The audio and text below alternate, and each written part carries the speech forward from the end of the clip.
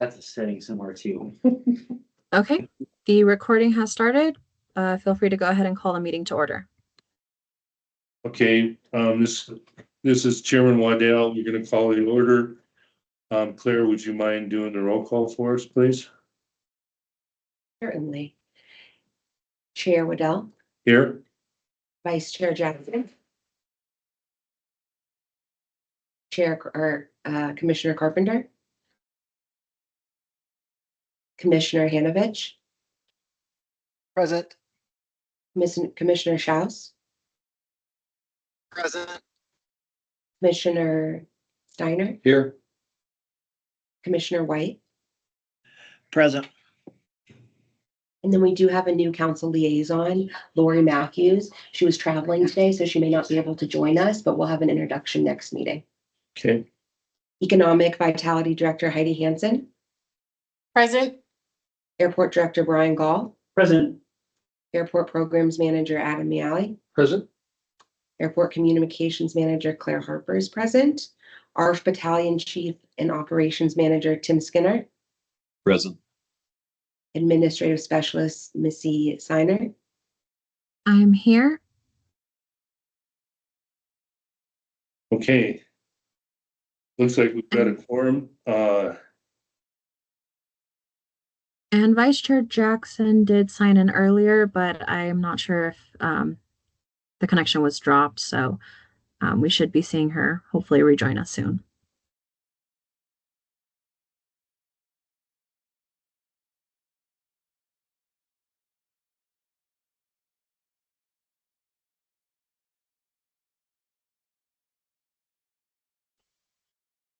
If anyone in the conference room is speaking, I know I cannot hear you. I don't know if anyone else can.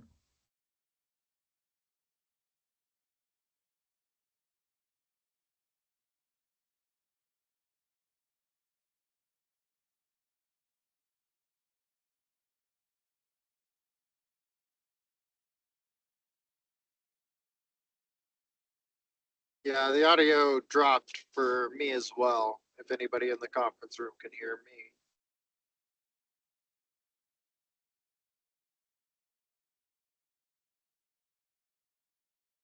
Yeah, it looks like there are some audio issues in there. We'll give them a minute to try to reconnect. Can you hear us now? Yeah, no problem. Oh, there. Yes, there is some feedback though, I believe. Could you try to say something else? How about now, Missy? Sounds good. Okay, Where did we lose you? Right after we did our roll call.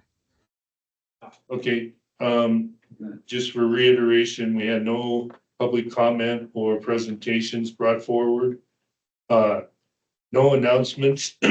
Missy may have an announcement. Actually. Do you have an announcement you wanted to make today? Yes, I do.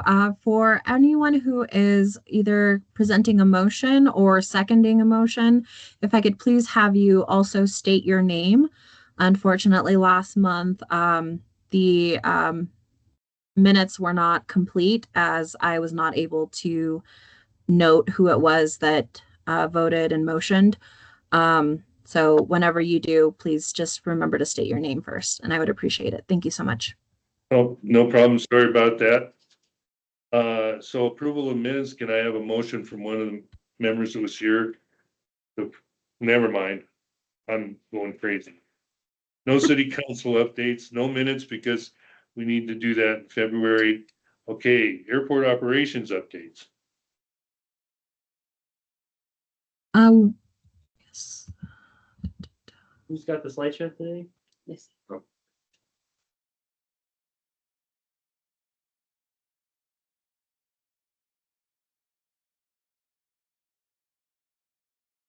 It looks like we've lost you again.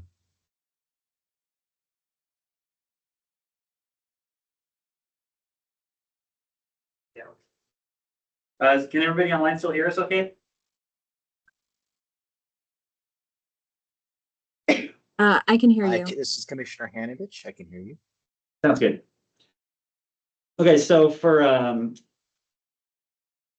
So we have a little bit of an update on where we ended up in calendar year 2024.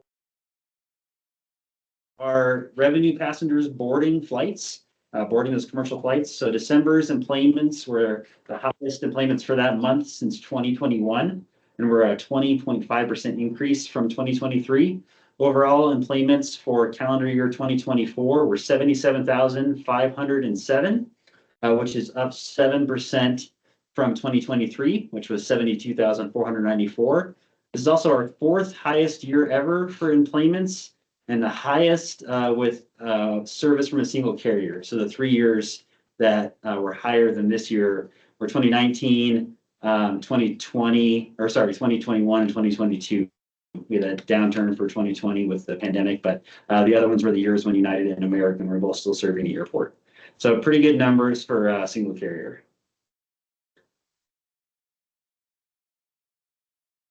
For total operations, as a reminder, an operation is an aircraft takeoff or landing. So if an aircraft comes in and lands and then takes off again.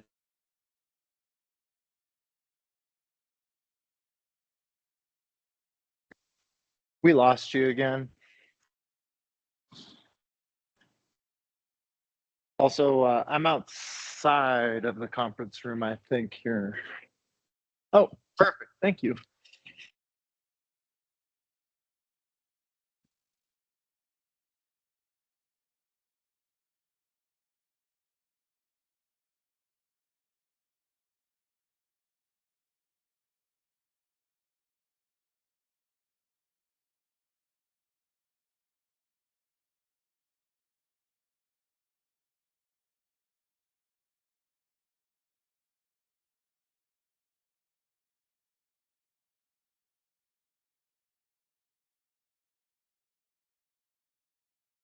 Do we want to disconnect the camera? Because it might be now, it might be fine. Just go.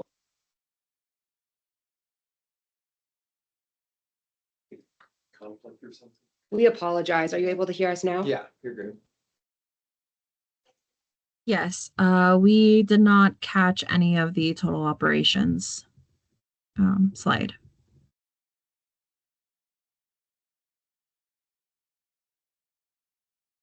We'll go back on that and we apologize. We're not quite sure it's the speakers are just cutting out. Claire, did you say you turned off the camera? And the camera will be off to Okay. hopefully avoid issues. Yeah, we're gonna turn off the camera and see if that helps a little bit with what's going on today. Apologies for that. Please let us know in the chat if you encounter that issue again. Okay, back to total operations. So as a reminder, an aircraft operation is a takeoff or landing. December's operations were the highest for that month since 2018. And operations in 2024 were up 17% from the recorded operations in 2023. So that comes with a bit of an asterisk, being that 2023 had some months with reduced tower hours due to some staffing issues at our air traffic control tower. So it's probably an undercount. So if we look back another year, it's an 8% increase from 2022. Next slide, please. So parking revenue. So for parking revenue, December's revenue was up 21% from 2023, and it was actually the first month in 2024 that exceeded the numbers for 2023 when we had similar parking stats. So we had about $56,000 in parking revenue for the month of December. And total annual revenue, this was the first full calendar year of the parking system, with our total annual revenue being $516,856.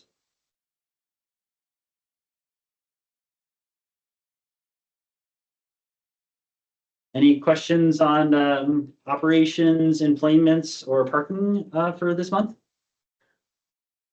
We're gonna discuss some parking issues later. We do have a full discussion on parking and some proposed changes and additions to the rate structure later in the meeting. Okay, This is Commissioner Schaus. I was curious, does that include parking rates for the airplanes as well as the cars? It is not. No, that is just the paid parking lot for the terminal and economy on the land side. Awesome. Thank you. okay, FBO update.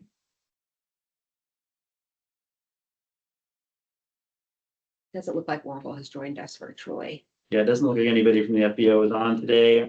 So for fuel flow, December's fuel flow is up 26% from December 2023, but total fuel flow for the calendar year was actually just barely under 2023. So it was within 1% of 2023's number to 2024. So very stable with the amount of fuel sold for the past 2 years.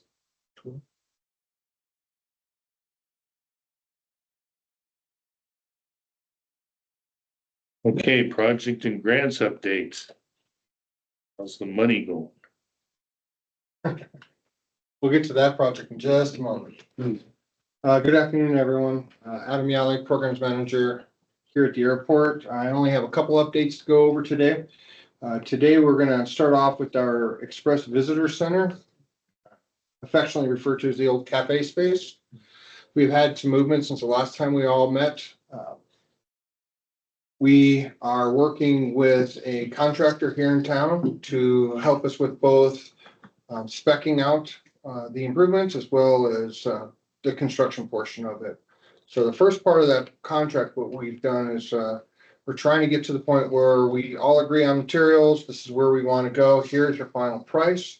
So part of those duties were to provide us an exhibit of what it would cosmetically look like, and make sure that's what staff was directing them.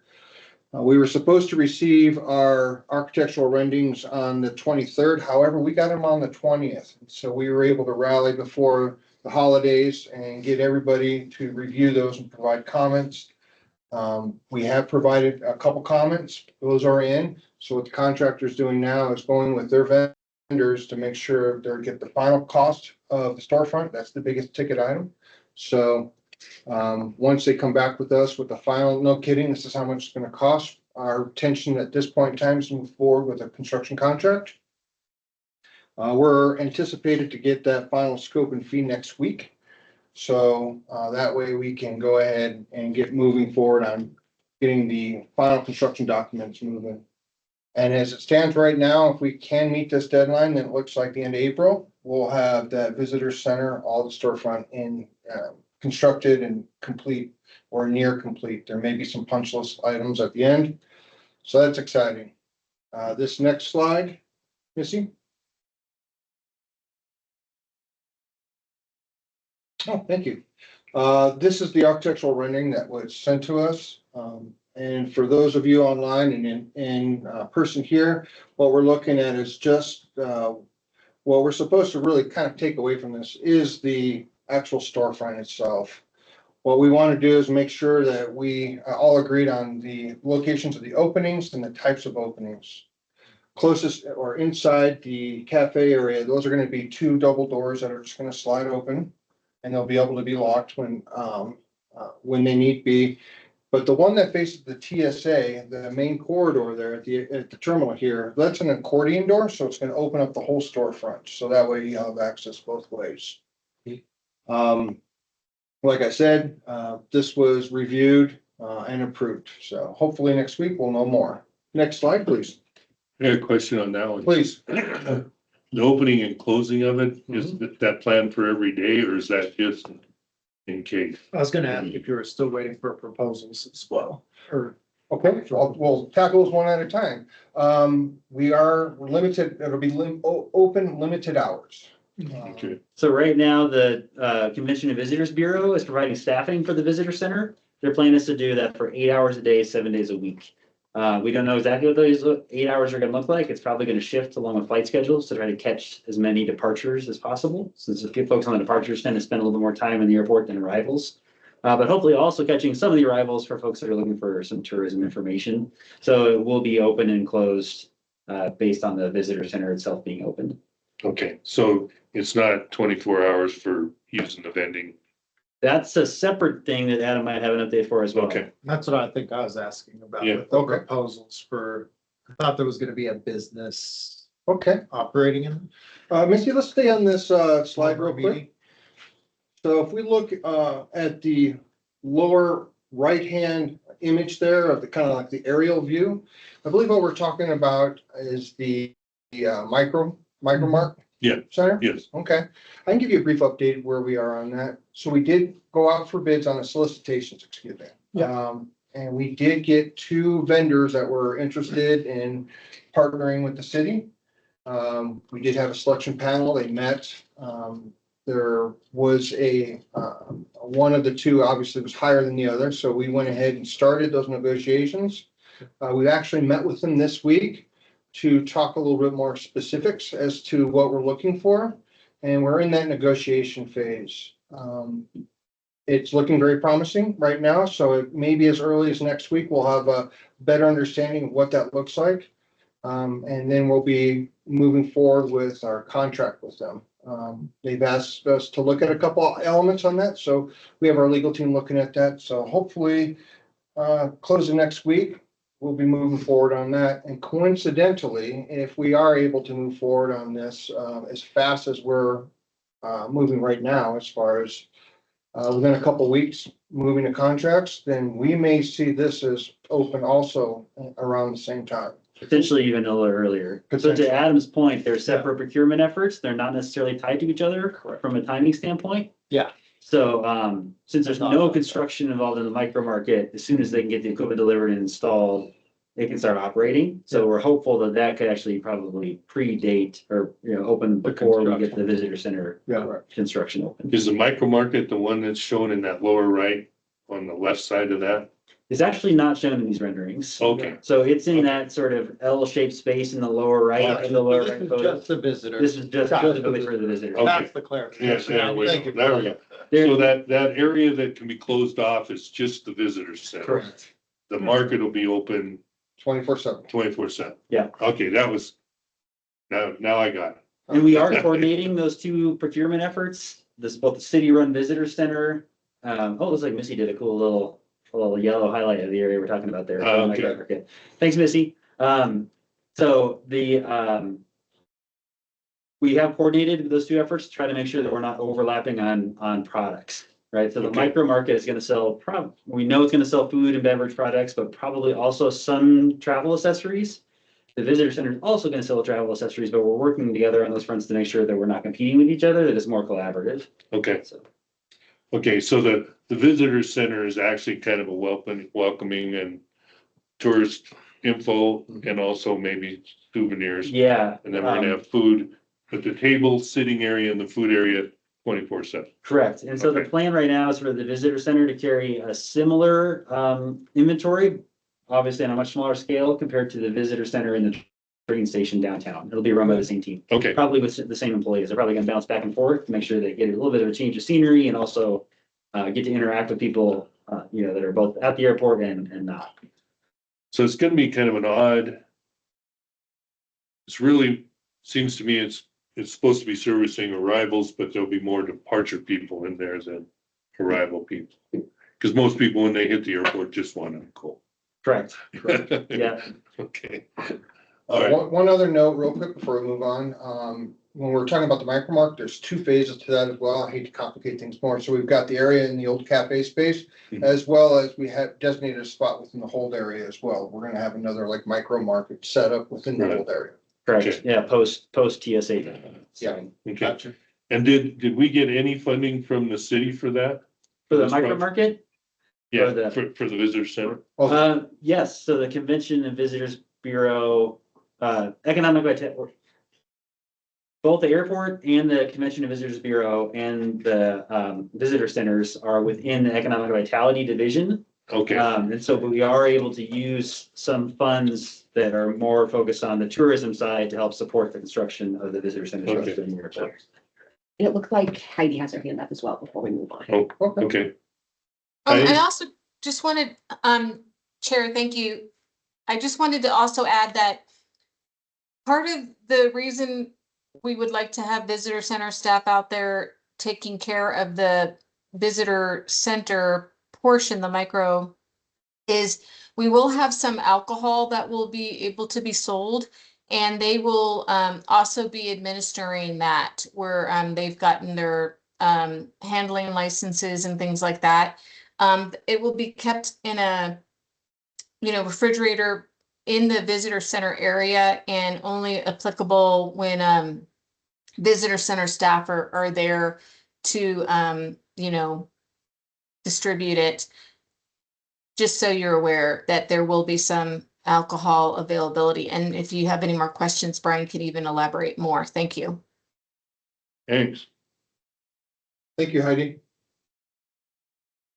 Any other questions or comments regarding this particular project?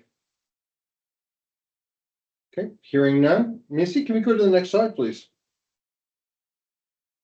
Thank you. Snow removal equipment building. As many of you know, this project's been going on for quite some time. I'm happy to report that since the last time we met, we've taken a couple more steps forward, which is fantastic. Where we are with the project is we have worked with our contractor to give us what's known as a GMP, or guaranteed maximum price. So what we've done is we've met with our FAA counterparts and reviewed those documents that were developed as far as the pricing of the project.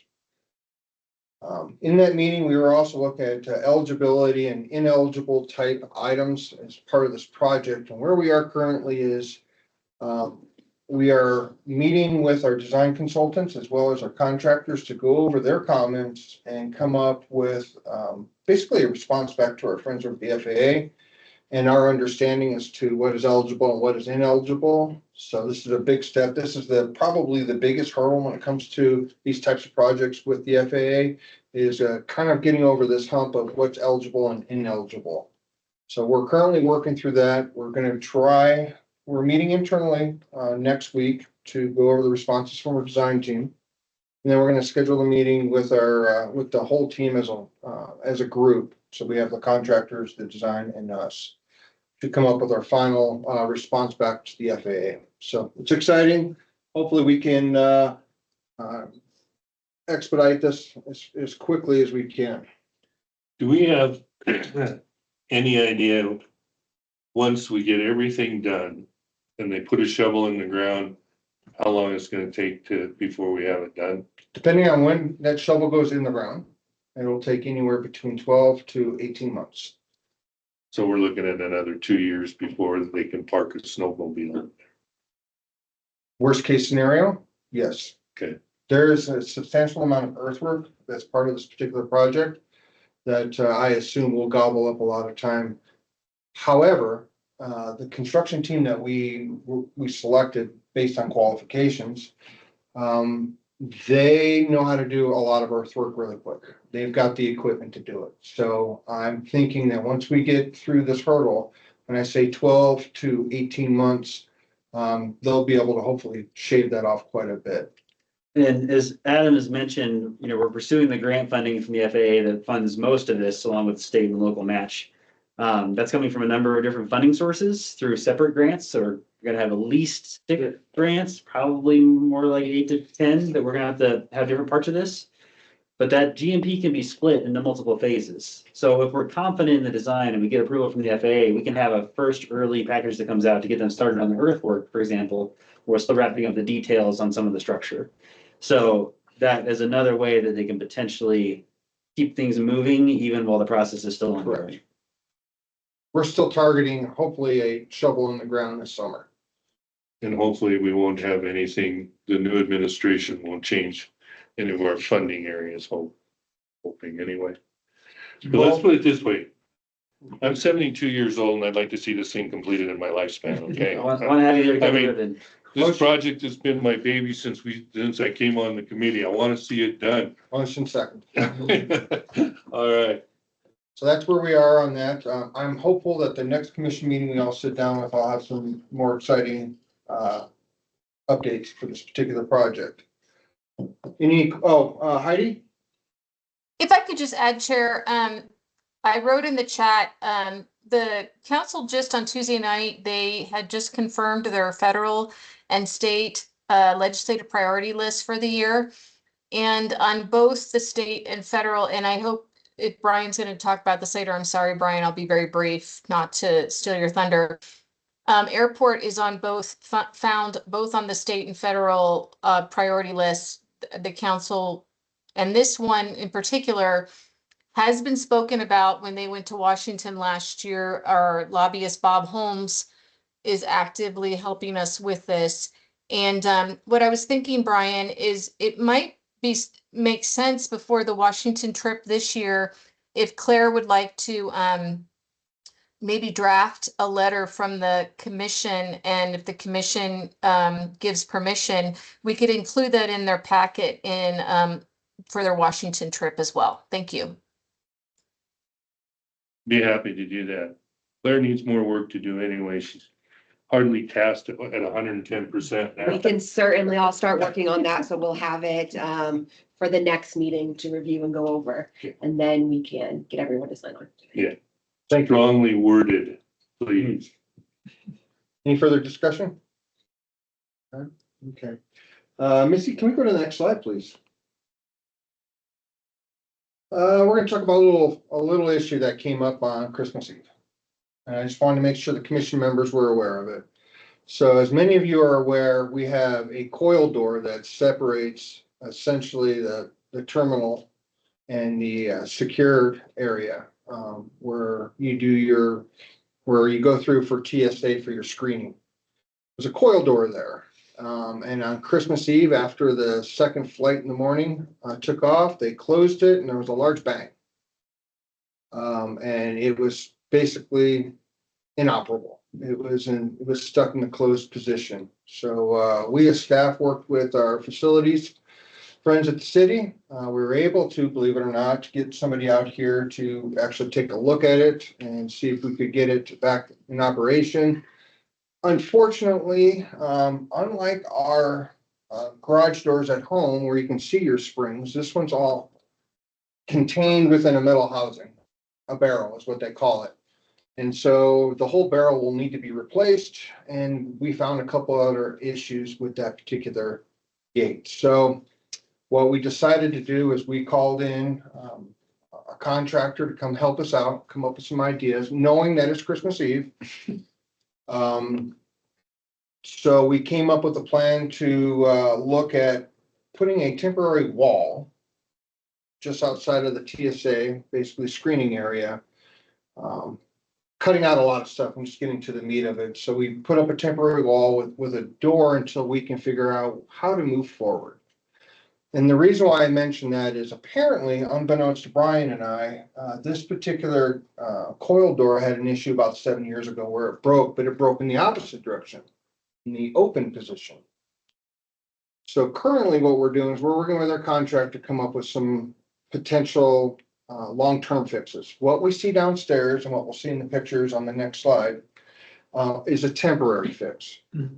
So during the time on Christmas Eve until the 27th, essentially what we had to do as staff was escort all of our traveling passengers that need to go through the screening around basically and through the arrival doors into the hold room and then turn them over to TSA so they could perform their screening tasks. To say it was labor intensive is a bit of an understatement, but we were able to get through that. And we were able to start construction, like I said, on the 27th of that temporary wall. Now, we did work with our friends at TSA. This is what's known as a change of conditions. So we did notify them that there was going to be a change in operations and work with them on how to resolve those issues. And we came up with an agreement to basically escort them until we can get something more pseudo permanent constructed, and that's what we see now. This is in the screening area. Is that right outside to the waiting area? Yeah, before the entry to the screening area. Yeah. So it seals off the screening area when there's no flights. Okay. Yeah.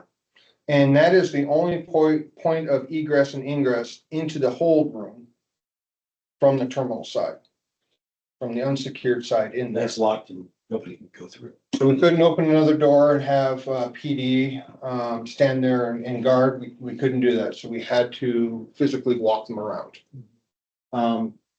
Missy, would you mind going to the next slide, please?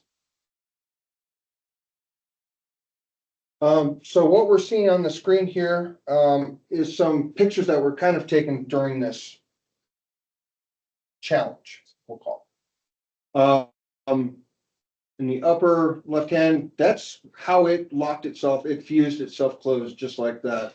And towards the middle of the upper row, you can kind of see where we're starting to frame out that temporary wall that we're able to do. I will note that our procurement was kind enough to give us emergency procurement authorization to go ahead and move forward with this.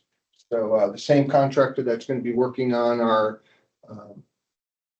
micro visitor center was able to help us out literally day after Christmas and day before Christmas to get us there. In the lower right hand, you'll see basically the finished product. So we go ahead and put temporary wall and then put some drywall, and it did put a couple coats of paint on it for us because we don't know how temporary this temporary fix is going to be. Like I said earlier, we're looking at multiple options. We're having to get multiple quotes. Then there's a funding element to that. So we're going to work internally and try to come up with the best plan to move forward and also try to identify some funding for this repair.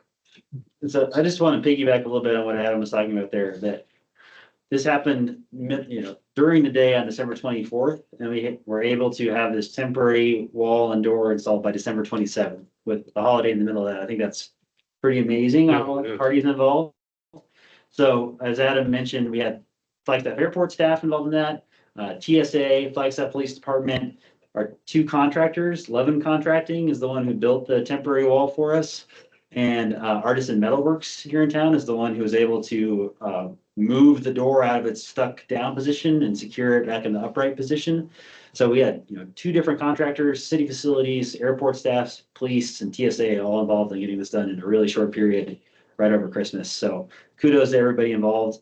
It is a temporary solution, but it's a solid temporary solution. It really could stay up there as long as we needed to. That's a really big door too. It's almost a 4-foot wide door. Originally, we had a 9-foot opening there, so of course we would like it to be the full width of that. As Adam mentioned, we're looking at some options, possibly some storefront to match the visitor center across the terminal from this and the wall adjacent to it, or possibly a better built coil door that will last longer than this one did. Those are the two primary options we're considering right now and working with our contractors on, but the fact that we have this in a place that's sustainable and can work for operations so quickly is really a testament to the folks that were involved in getting that done. So thanks, everybody. Thank you, Brent. But it's gonna be,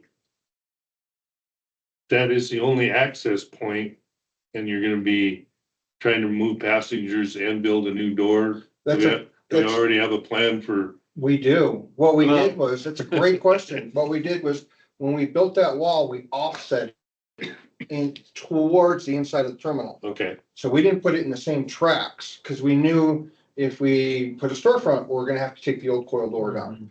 And so we needed to have that space Okay. and that flexibility. So when we built it, a bit of an offset there. and so this will be, That one, yeah, where So they you- coiled up. so you'll be able to work on this in off hours to put the new, when we start, whatever new Correct. solution comes in. Potentially, Potentially. if it's the storefront option, it might want to go right where this wall is, in which case the work would have to be done at night. Okay, Essentially, we'd have to come in here and get it done in a night shift between the last departure and the first departure of Yeah. the morning. So, And the pricing that we've asked, we've notified those potential contractors that, plan on doing this at night. and the money for all of this, TBD. we'll okay, be making an emergency funding request once we get the pricing from. to city council, Probably to the city budget team. okay, And depending on where that lies money wise, will dictate how we move forward. okay. And hopefully they'll understand the necessity and the urgency of this project. Yeah. Okay, once again, if they have a problem with that, a strongly worded I appreciate that, Chair. recommendation from our point would be offered up for sure. Do we have any questions on this, both here in the room and online on this particular or any of the projects? No, but thank you, everybody on behalf of the commission for the hard work on that. Because that is amazing that you could get it done between Christmas Eve and the 27th and reduce that. And for all you guys that had to walk out in the cold every time a flight left, so appreciate it. Thanks. Thank you, Missy. I don't see any other questions, so if you would like to advance to the next slide, I appreciate it. Thank you. Hey, Claire, your turn. Thank you. A few quick updates. American did pause their LAX weekly service. The last flight was on Saturday. That was due to low employment numbers. They are looking and you can book starting back in May. So maybe for the summer season, it will pick up a bit. We're also going to begin a new marketing campaign for Flying Flagstaff. So hopefully that gets the word out a little bit with a new creative, and that we're working on that right now. So that will certainly start circulating before May. And then on air service, we're working with a consultant, and hopefully we'll have some meetings with airlines in the next few months, and we'll keep you updated on that. Today, I wanted to spend just a little bit of time on our social media recap for 2024. So the platforms we have are Facebook, Instagram, and X. If you don't use social media, don't have a login, anything like that, you can actually go to our website, and the links are on our website, and you can log in and just peruse it if you wish. So across all 3 platforms, we had 348 posts. With that, there were about 9,000 engagements. So that's a like, a reaction, a comment, a click, or a share. And then almost 109,000 impressions, which is the total time our messaging popped up on someone's screen. So all of these numbers are an improvement from last year. And then we haven't even had our social media channels for 3 years. They started in about June of 2022. So we're proud of having these numbers for just having a shorter social media presence, because it certainly takes time to build that audience. Okay. One question, maybe, Brian, this one's for you. That American flight, LA flight was a Saturday only? Correct. Yeah, Saturday only. It was kind of a weird routing. So I think the aircraft flew from LAX to Flagstaff to Phoenix, back to Flagstaff, over to LA. Okay, And so there was a little bit of it wasn't a turnaround. So there was a little bit of a longer delay from when it came from LA and then back to LA. yeah, and it just didn't have any time to pick up legs, did it? It wasn't around for very long, and we did express to American after they notified us that they were pursuing that route, that we thought once a week was going to be challenging, right? It's hard for people to make a round trip plan with a third leg in the middle of it, either on the way there or back. They responded that they would love to have it more frequently than that. The challenge they have is gate space at LAX is very hard to come by. So it's basically the only time they could find an open gate that could fit the type of aircraft that would fly to Flagstaff. Might not be as many people flying out of LA now for a while, or a lot more, one of the two. Yeah. Okay, So we have been working with them. We do meet with them a couple times a year, and one of the things we've expressed is we think there's a demand for that route if the flight times and flight frequency made a little bit more sense. yeah, okay. Claire, thanks for all that work on your social media stuff. I know that's time consuming at Great best. numbers. Good numbers, thanks. Okay, anything else? That's all I have. Oh, no, I don't. I have more. So these were just our top performing posts. The Fly Nonstop to LAX was our top performing Facebook post. And I should have included the captions in that, but I didn't. I apologize. The center photo was our most popular photo on X. And then we had the pictures of the Canadian Royal Air Force snowboards and a video, and that was our most popular Instagram post. So you can see throughout the platforms, it varied on what was popular and what took off. So we really are reaching different audiences. When were the snowbirds here? I must have missed that altogether. Sorry. They were here, if you follow us on social media. When was that? October? I think it was October. Okay. It was a very brief stopover. They were just on a fuel stop between air shifts. So they came in, did a couple low approaches, picked up some gas, and flew on to El Paso, I think was their next stop. So A little bit of smoke. a little bit of smoke, It did a little bit of smoke. the intentional kind. I was their host officer at Fairchild Air Force Base as a young captain. I want to tell you, Canadians can drink anybody under the table. I'll take your word for that. Hey, cool. I like it. All right. Parking rate discussions. Okay, so we want to spend a little bit of time today talking to you about rates for our parking lots. So a little bit of background for everyone. The airport has 2 parking lots. The terminal lot, shown in red on this picture, is our original parking lot right across the street from the airport terminal. The south half was constructed in 1993. The north half was added in 1997, has approximately 380 spaces in those two portions of that lot combined. Just last year, we opened our new economy parking lot. That lot was mostly constructed in 2022, but its opening was in 2023 to tie into the introduction of our paid parking system. That lot's a little bit further away, but still within walking distance to the terminal, has 413 spaces. And as I mentioned, that lot opened along with our paid parking system, which was constructed in early 2023. Both that system and that lot opened up in mid-July of 2023. So the paid parking opened in both terminal and economy, along with economy opening for the first time. Accompanying that paid parking system, we set parking rates for what would be charged for parking in both of those lots. So if you can move to the next slide, Missy. So these are the rates that are adopted in city code. We proposed them in late 2021 based on a study that we did looking at similar airports in it really started in 2019. We revised the numbers in 2020 and 2021 and took it to council for approval toward the end of 2021. The rates on the screen were approved.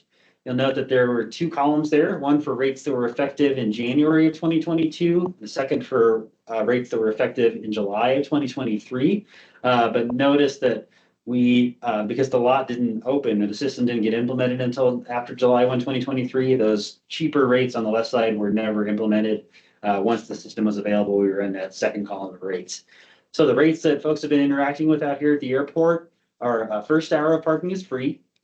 After that is $2 an hour until you get up to the daily rate, with the daily rate for the terminal lot being $8 per day, the daily rate for the economy lot being $6 per day, and then the weekly rate being a discount of 1 day per week. So if you park for 7 days, you pay for 6. That leads to $48 for the terminal lot, $36 for the economy lot. Now, as I mentioned, those rates went into effect in July of 23, but they were really set in 2021 or so when we did that rate study. And what we've seen is significant increases both in costs, construction costs, maintenance costs, plus what other airports are charging for parking. We've also seen and heard some feedback from our customers about what they would like to see in parking at the airport.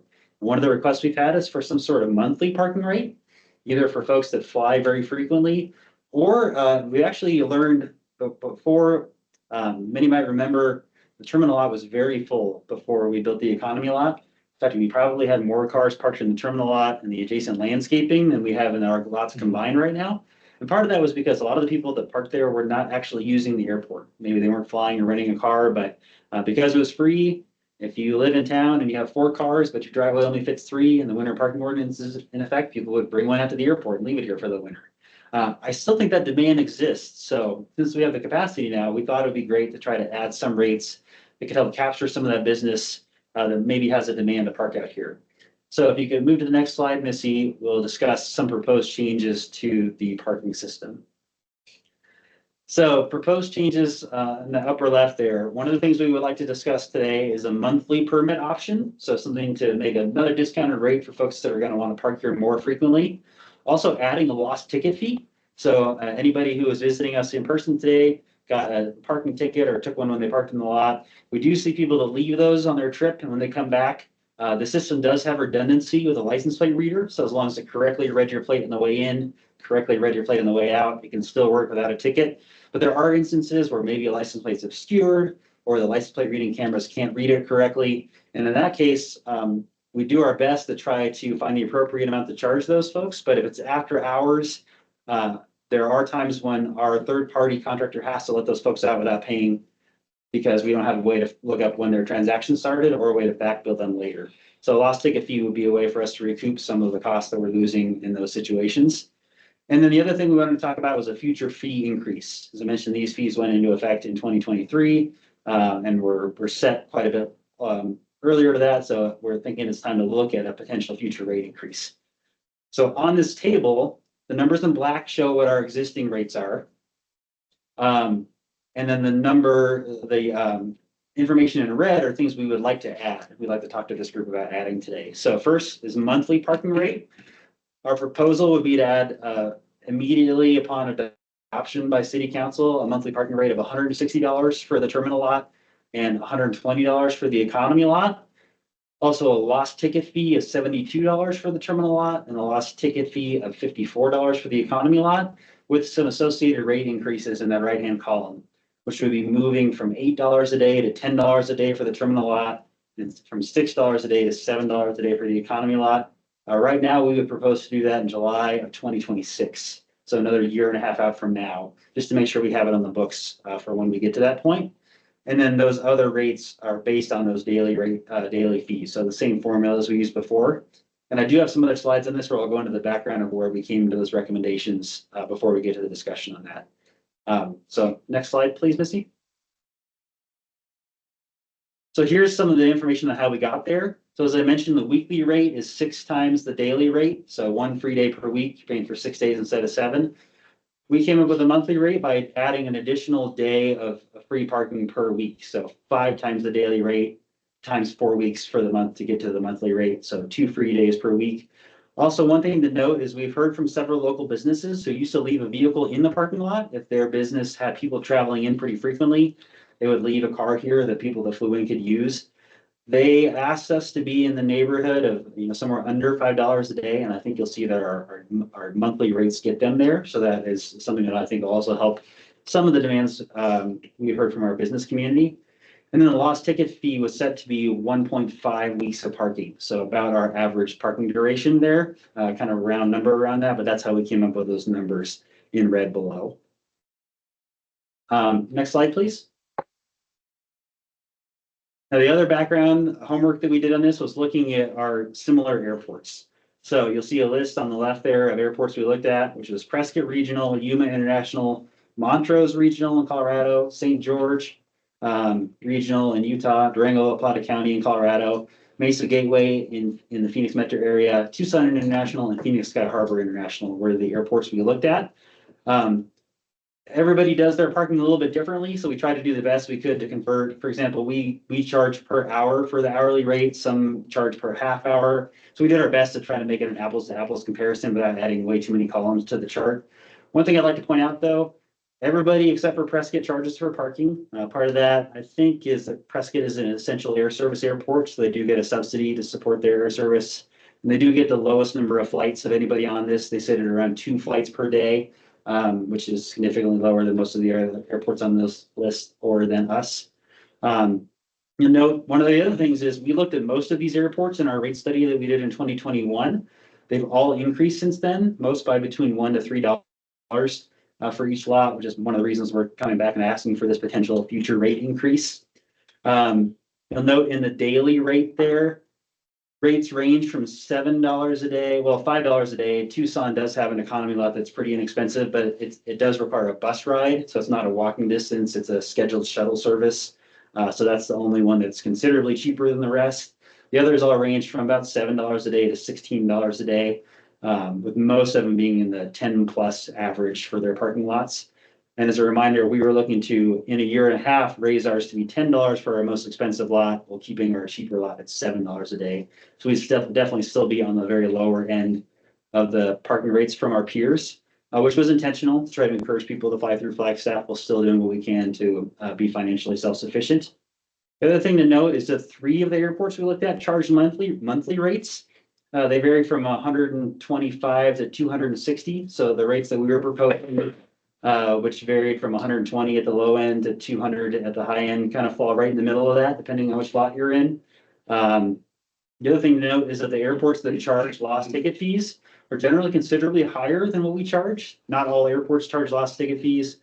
Some have a full-time staff that really work hard to figure out what to charge people when they leave. Ours is a little bit more hands-off. We do most of ours through automation and third-party consultants. You will see that St. George charges $150 for lost tickets, with Phoenix Mesa Gateway charging $250 for lost tickets and Yuma International charging $350. So that's kind of a background on how we got to our recommendations. And Missy, if you could go to the next slide, please. Let's talk a little bit about what we were hoping to talk about today and what our next steps are. So for today, I wanted to discuss that with the commission and give an opportunity for feedback. We can come back with revisions if necessary.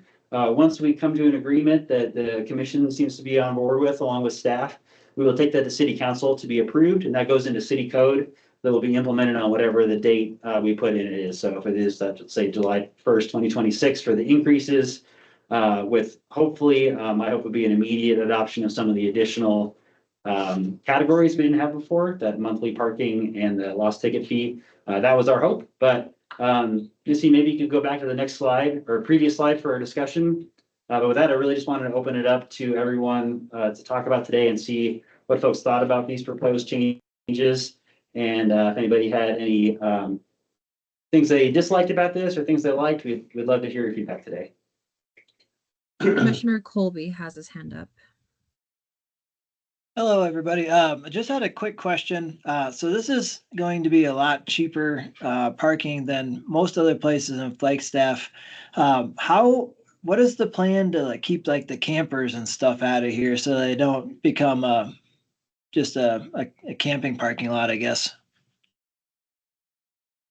Commissioner White, that's a great point. And one of the things that we would also like to do in conjunction with this is add some language that clarifies what an abandoned vehicle is considered at the airport. We already have language in city code that prevents camping within city limits or camping on public property. So we could use our Flagstaff police officers that are based out here to remove vehicles that try to do things like camping. And that is something we've had to enforce already, even with the current system. But that is a good point, that one issue we do consistently have, and then most airports have, is a problem with abandoned vehicles. Oftentimes people will be driving on I-40 and have some kind of catastrophic problem on their vehicle. They'll limp it over to the parking lot, catch a flight home, and then never come back to get it if it's not worth the trip cost to get it. The problem we run into with that is that it's not clearly defined in city code what an abandoned vehicle is considered in a long-term parking lot. If you abandon your vehicle on a street, it's really easy for the city to remove it. Or if you abandon it in a private parking lot, it's pretty easy for the owner of that lot to remove it. But as a city publicly available parking lot that's advertised as long-term parking, we have to go through a lot of hoops to prove that a vehicle is truly abandoned. And that involves processes of sending certified letters to the last registered owner, documenting the communications attempts to be made. And then at a certain point, we can use the city's towing contract to remove them. But we would like to add some language that says something like 60 days or 90 days is the parking limit for any one period of time, and the vehicle is left longer than that will be considered abandoned and removed. So there are some enforcement mechanisms that will have to be added into the language that goes along with this, hopefully. And I think bringing it to council at the same time for adoption is a good way to go. So thank you for bringing that up. Is there a staff that goes through the parking lot and checks things like that? Yeah, so it's a little bit, we wear a lot of hats out here at the airport. Adam and I both spend a lot of time in our parking lots. But we also have support from Park Flag, which is the parking enforcement folks who work downtown, also through the Economic Vitality Department. They do the downtown parking enforcement. So they are out here 7 days a week. Sometimes if there's some staffing issues, it might be 6 days a week, but we do see them out here almost every day for at least part of the day. They're enforcing parking ordinances on the curb front, making sure vehicles aren't left unattended, and then also going through the lots, maintaining the kiosks and the ticket stock and making sure that everything is in good working order on those. They also spend some time going through, I talked about that license plate reader. Right. You can actually spend time in there and pull up license plate images of arriving vehicles and correct any errors. So for example, if it thought a G was a 6, you can correct that by zooming in on the license plate and fixing it. It gives it a better chance of being recorded on the way out, even if someone forgot their ticket. So they spend time on our parking computers doing stuff like that. So we do have that support from the Park Flag staff as well. Thanks. Is there, on the monthly parking, especially in the terminal lot here, is there a way to restrict monthly parking to that north lot and leave in the lower lot, or is that gonna be road too hard? You know, I think we could, Okay. it would be very easy for us to include that as a condition of the permit. The enforcement of it would be a little bit trickier. Yeah. With the staff on hand. So it is something I think we could very easily ask those parkers to do. But making sure that they do it on a day-to-day basis would be a little bit more challenging. So, this is Commissioner Schaus, just kind of out there in the public on a coffee shop that's kind of a tourist spot. It's the Kava Bar.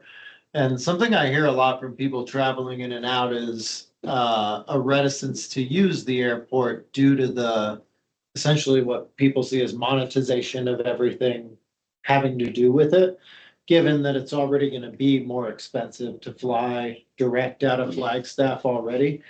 Have there been any like studies or anything to show what kind of a deterrent that having just an ever increasing rate of parking has on our employments or the possibility for us to add more airlines and more, travel options for people? Sure, yeah, not directly that I'm aware of.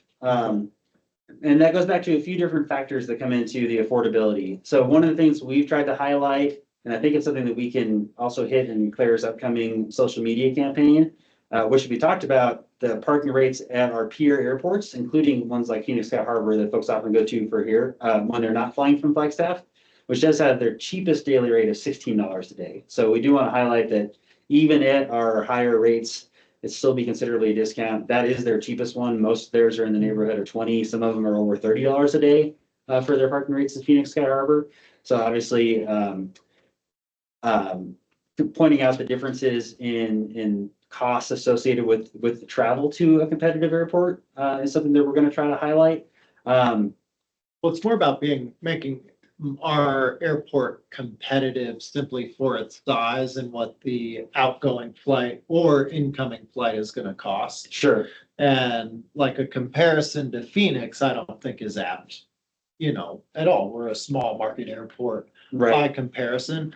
But as a gateway to the Grand Canyon, for sure, like stuff that people tell me all the time is they would love for it to be this airport that they're using. Could they find the flight or could they find the affordability? Sure. Yeah, understood. And ticket prices are a major concern, which is one of the big reasons we've been trying to get that second airline, because we do see when there's competition between the carriers, prices tend to come down versus when a single carrier is in a market. The other thing that we've highlighted is that this parking program was really the only way we could get the additional parking added. So before when we had that 380 space parking lot, we paid parking lots. Any parking lot with a paid system are not eligible for federal funding, generally speaking. They don't fund things that generate direct revenue, but also they score really poorly. So even if we were to build a new parking lot that was free, the further you get from the runway center line, the less likely they are to get that federal funding, which is something we've seen in the snow removal building. And, parking is another layer outside of that. So it'd be very unlikely for us to find any other funding source. So while parking previous to the paid parking system being installed and the economy lot being opened was cheap, it was not necessarily convenient, right? When Yeah. people would come to the parking lot and It was full. not find a spot at all, and that stress we think was a deterrent. So our goal has been to try to balance that, keep costs as low as we can while paying for the infrastructure that we need to support those flights. And yeah, our goal is really to keep our costs as cheap as possible while trying to make sure we have the facilities needed to support those operations, which is one of the reasons we want to have the conversation today. So if folks think that the rate increase is going to be too much of a deterrent, that's certainly a conversation we can have. I think So that, I think, Okay. if it's, Yeah. I'm sorry, just from the perspective, I just think it's too early to tell. Like, it would be based on the flights that we have, right? sure, So if we do have LAX and we have other things, seeing what those rates are or what flights we can get airlines for. I also think funding, obviously, to your point, Yeah. has a whole lot to do with it. But from the outside perspective looking in, and it was where you actually started the point, was that it's an automated system. Mhm. So it already operates at a lower cost already.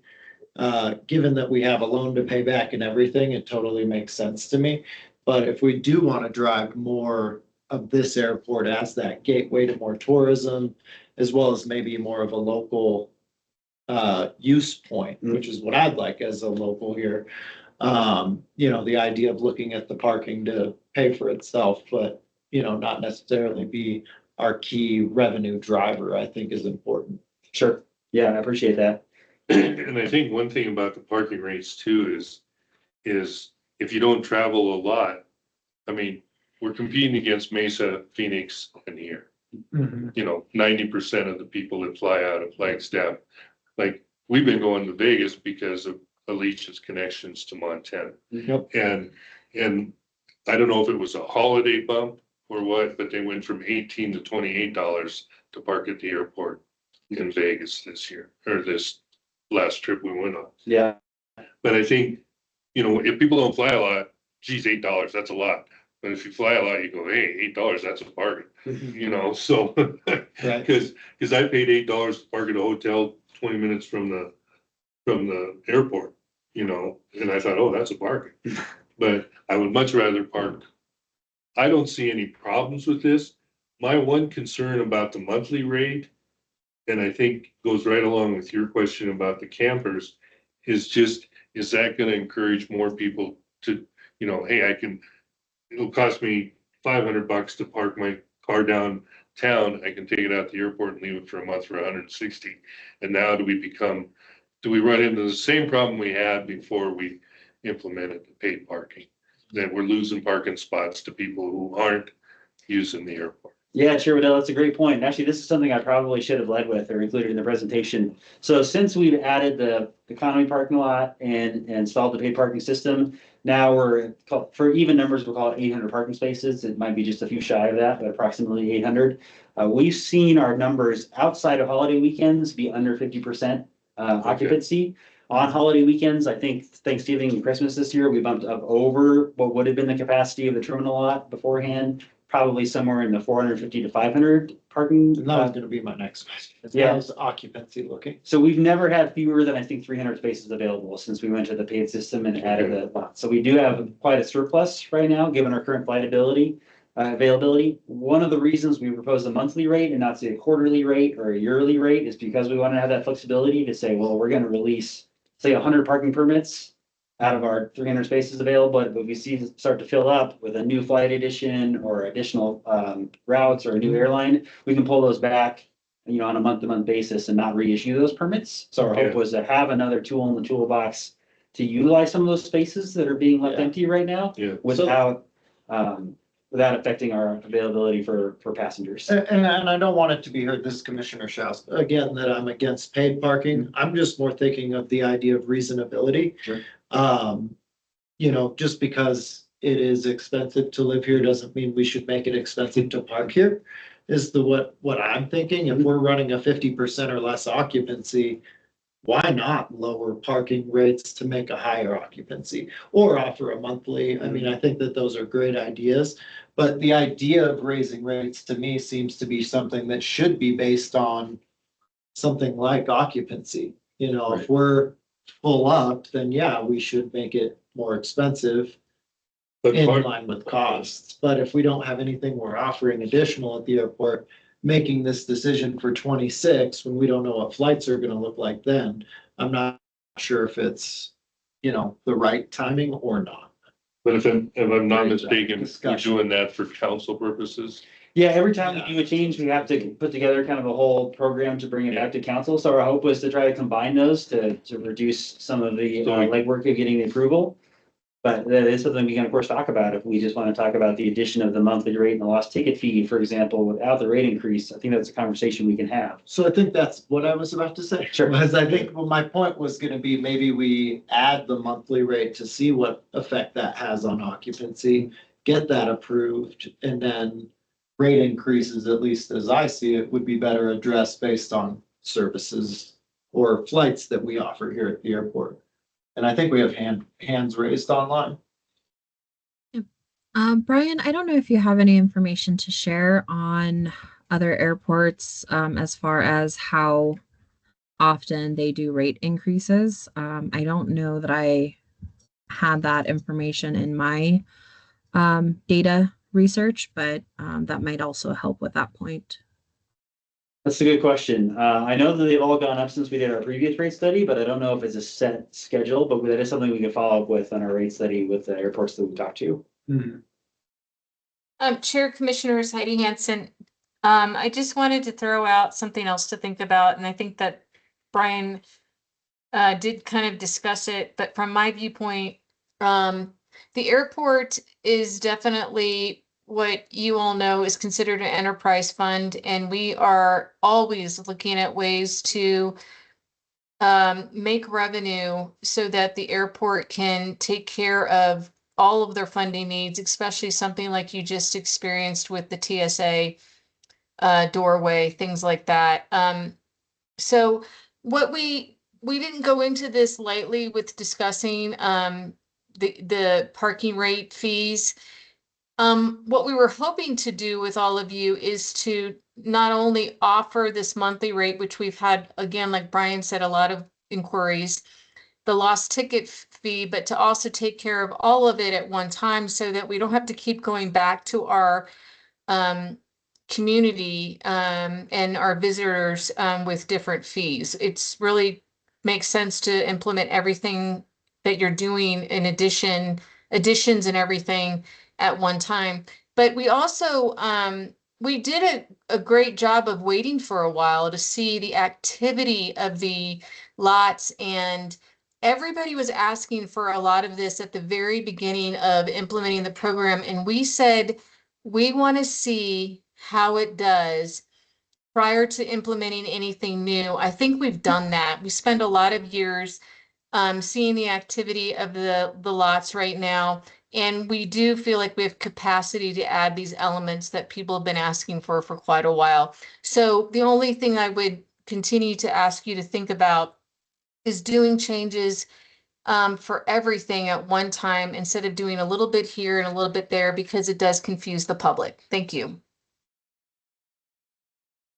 Another question I have is, this revenue not only is paying back the loan, but don't we also have to pay for the contractor that runs the system out there? We do. We also have to pay, we pay Park Flag for their staff time that comes out here. We reimburse that city department, and we also pay for the maintenance of the lot and the system, and we pay for the third-party company that monitors it. And there's all, And snow operations. And snow operations, yes, we so pay for there's, those. so there's inflationary trends in all of that. Correct. Everything, nothing's gonna get cheaper in the future, I don't. In fact, we did just see a rate increase, both in the salaries of the workers associated with those businesses, due to the minimum wage change here in Flagstaff on the calendar year change. As well as the cost of our third-party monitoring has gone up since we initially did it too, so. So I'm, as far as my position is, I don't think I see anything wrong in any of this proposal. I think the concerns that we've raised today were answered. And the fact that we're proposing this rate increase in July of 2026, if we don't need it, We don't have to raise it. We were asking for approval. Yeah, we have to, we need the approval to raise it, but we're not saying we have to raise it. Am I correct in that? You know, I think if it's adopted, depends on the language that's included in the, Yeah, it would happen because of Yeah. the effective I- July 1st language. yeah, I'm, you know, I don't think the parking rates are going to affect employment. You know, I agree with you that the biggest problem with it is if the airlines would lower their rates, then we don't have to worry about the parking lot because it'll fill up. But that is out of our control. But I think from the fact that we're gonna need this revenue to cover inflationary trends in everything from maintenance, snow removal, repairs, when the gate gets broke, we haven't had anybody drive through the gate yet. Yes, has we have two. Oh. We've lost I was gonna say people. probably three. Two of them so far. Okay. I would like to see can we get a motion to, Commissioner White has had his hand up for a Okay. while, so I want to make, if he has Okay. anything to Go contribute ahead. before we. Commissioner White, go ahead. Yeah, this is Commissioner White. Sorry. I just had one other question on how do the permits for the monthly get issued? Do they have to go into the airport office to get those, or is it done at that kiosk? they would be through either the airport office, but probably more remote. So anybody who has a permit, we've talked to our partners over at Park Flag about how they issue permits for, say, the areas downtown or certain neighborhoods that have restricted parking to people who live in those neighborhoods. We could add a new lot to that same system, where if someone's interested, we could have a web portal added to the airport website, for example. To direct them to a website where they could add a request for a parking permit, and we could have them sign up. So they get a link where they go in and they enter their vehicle information, or sometimes multiple vehicles worth of information. And in this case, our system can print QR codes, or we can send a PDF of the QR code that people could keep on their phone that allow them to enter and exit the lot, and it would track that towards their monthly parking permit. So we would know which vehicles were using it and when. But it would be probably an automated system rather than them coming through online, would be my understanding. That's great. I was gonna mention when I lived in Chicago, that's how we bought our parking passes. You basically just logged into the website online, and then they would give you that QR code. So no, that's awesome. And as far as the fees go, I think that this is a reasonable request with those. So with all the expenses increasing, so that's my stance on it. Thank you, Commissioner White.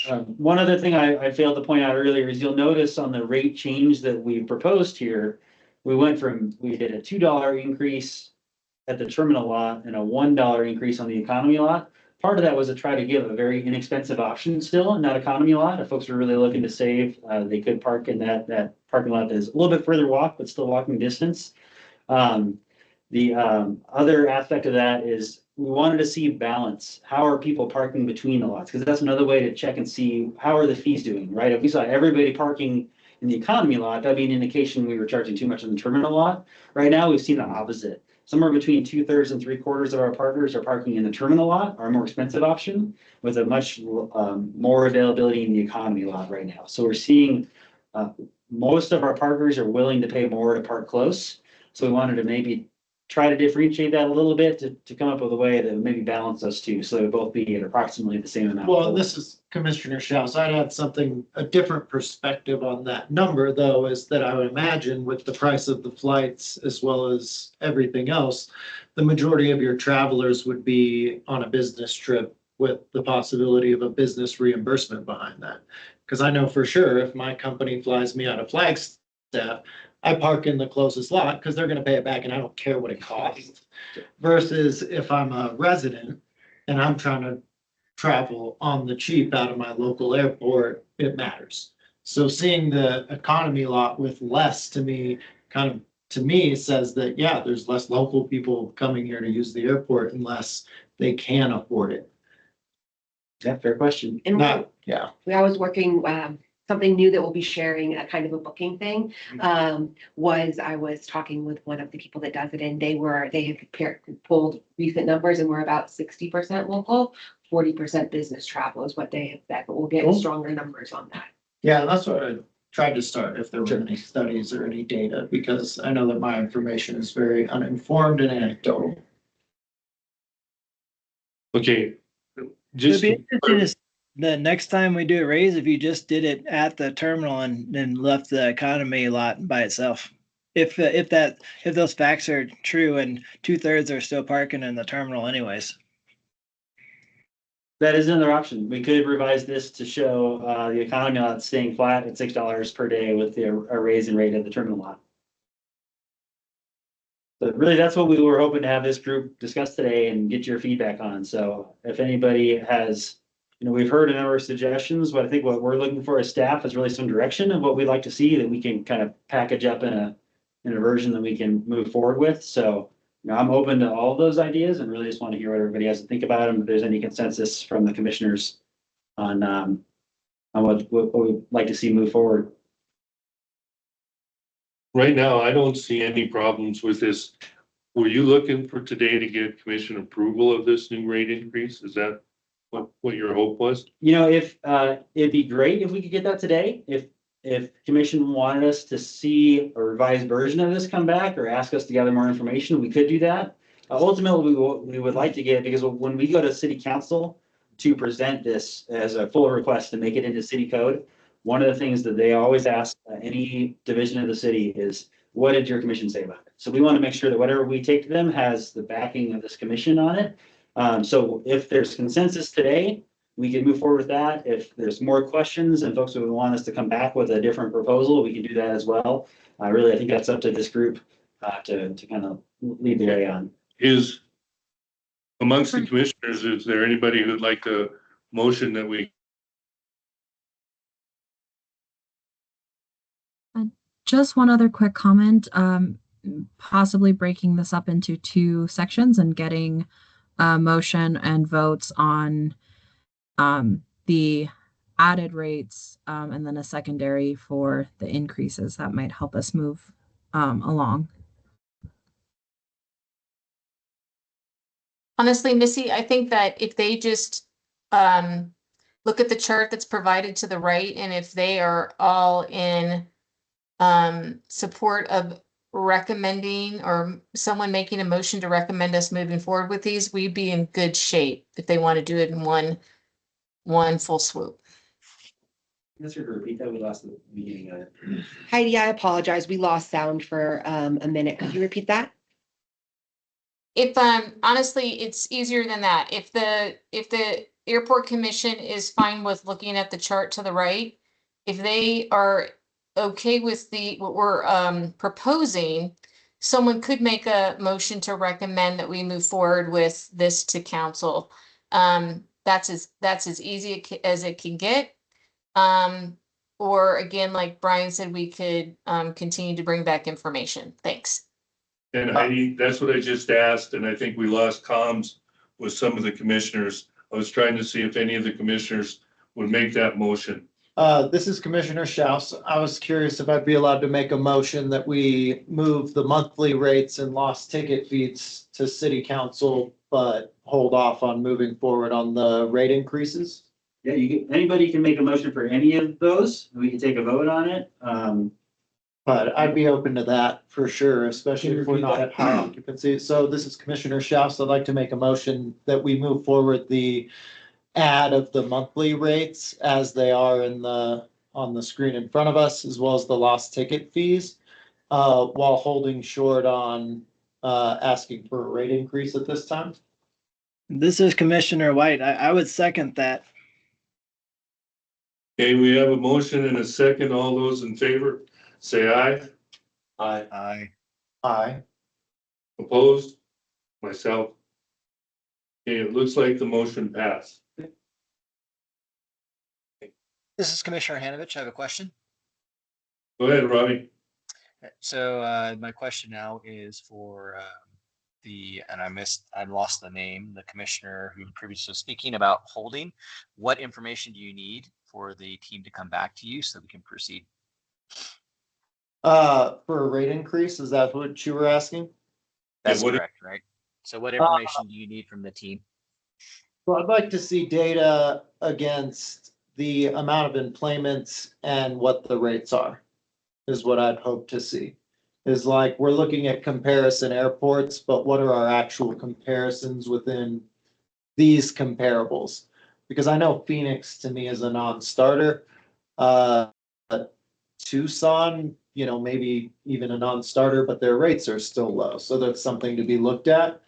But yeah, where are we getting our comparisons, and is it based on employments or is it simply based on cost? Censor? Mhm.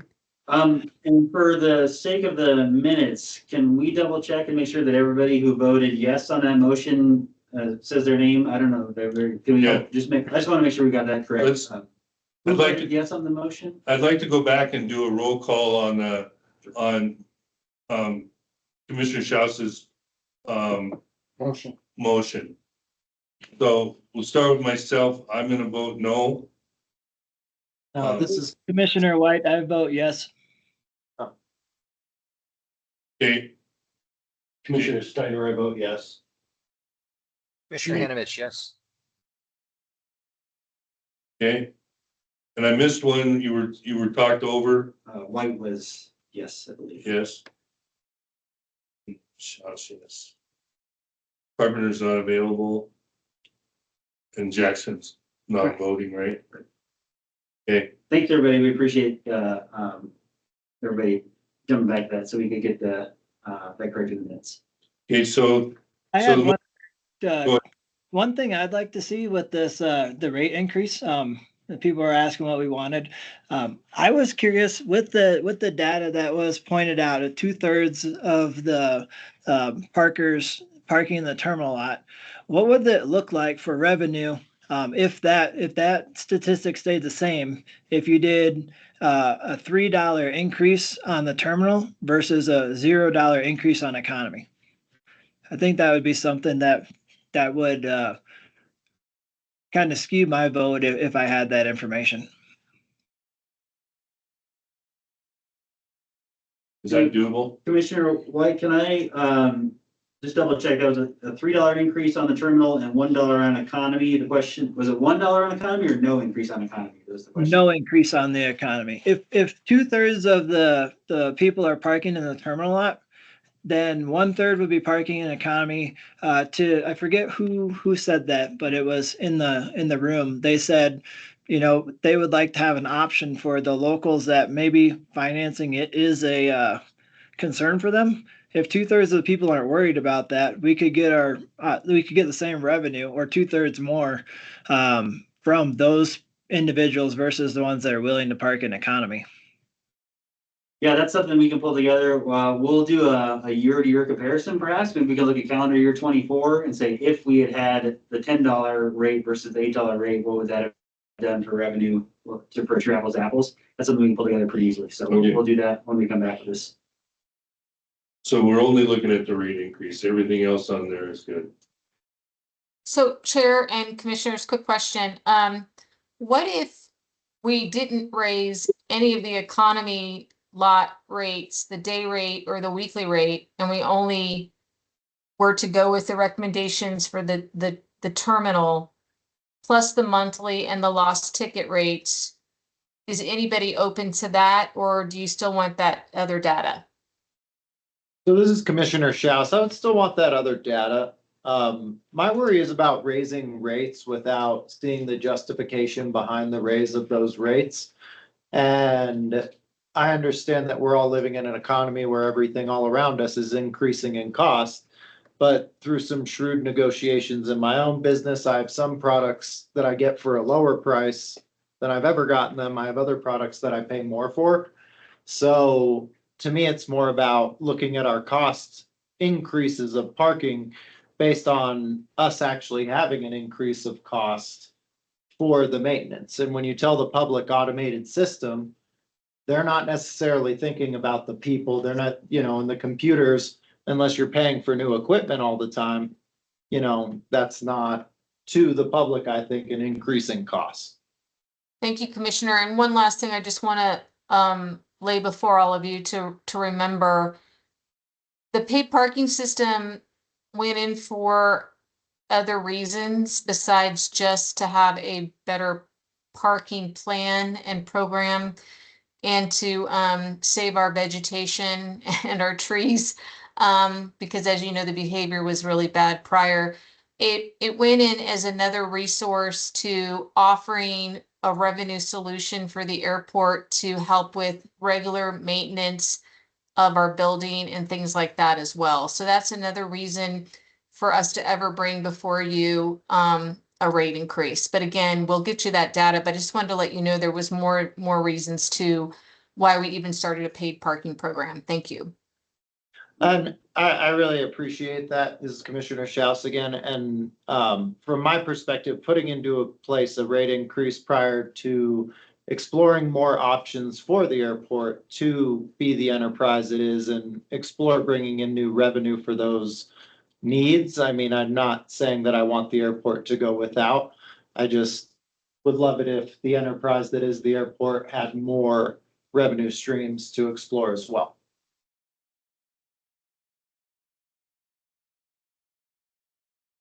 But thank you again. Okay, any further discussion on that proposal? Okay, hearing none, we'll move on. Any action items that need to be discussed?